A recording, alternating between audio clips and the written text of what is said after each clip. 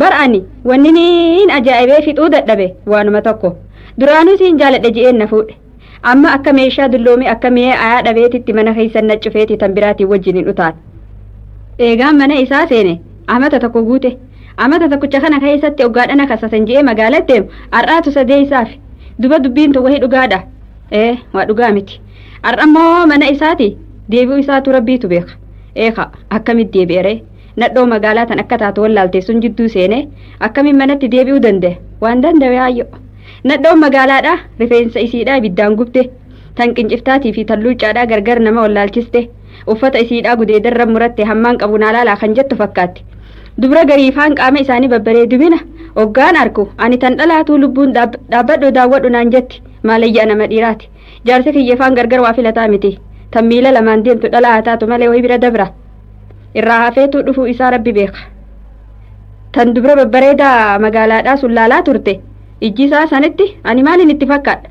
eeka haadha isaate ka haadha isa dhalteen itti fakkaadha malee wayiniti isaa naseeya mee waanumaan fakkaadhuun daawwitii tanaan iflaala samaalumaan fakkaadha rifeensi kiyyanarra gudraawe huccuun kiyya dheerinni isaa miila kiyyarraa hafeen lafa hara hirphii kiyya babbaqaqaan isaa odoo bishaan itti naqanii dibicha tokkoon quubsu yaayyo way ani duba tanitti deebi'anii mi uffata kiyya kana gaggabaabsee akka nadhoo magaalaa sanitti yoon uffadhe laata anis akka isaanii sun hin bareda godaannisni sarbaa kiyyarra jiru kun maaliiniin ifirraa dhabamsiisa malee huccuu kiyya kana hunda mureetiin sila jilba kiyyarratti baasee uffadha duuba guyyaa tokko namichi tokko akkin ijee godaannisni sarbaa dhalaatirra jiru ija kiyya singiggoysaa je namni kana dhaga'e akkamitti ittichi deemare haanarraa hafu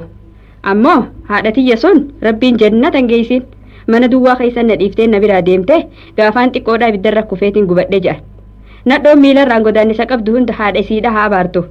odoo immoo godaannisni hunda jiraachuu baate uffata hammaan qabu kana hunda mummureetiin gaggabaabsee sila akkam oolte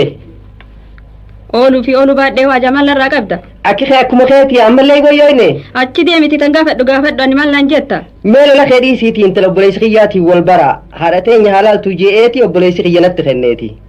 qishnaa keeta nurraa dhiise ka intalti obboleessa keeti yoomittu kana guddatte tantanaan qixa dhalee dhaqabsiisuu ni danda'a obboleessa kee ijoolleen ammaa daddaftee guddatti malee intala guddoo iyyaan agartu tun amatuma 16 isaa isiitii bar intala akkasii miti haa mala kaysani ani maaltu daangee mala kaysani mee amma morma kee dhiisiitii achi deemiti waan nyaannu fi waan dhuynu nu barbaadi beelaa fi dadhabbiidhaatu nu jira haa ni nyaataa eeggadhu amma akkaan godhu anumaa beeka namichi howwaa akkana godhu wallaalee gunnaa magaalaadhaa fideeti obboleessa kiyyaatu dhalee naan jaa mee har'a mana kana haa bultu yoon ani isi ajjeesu baadhe eegaan mana isaa seene harka isiitii miti oduu isiitillee taniin hin dhageenye har'a maal keessaa baate aafachoo naatu beeku akkaan isii godhu manuma kana haa bultu har'a kunoo nyaadha shaayis dhugaa kunoo nyaadha ati hoon nyaattu taa'e ka wajjiin nyaanna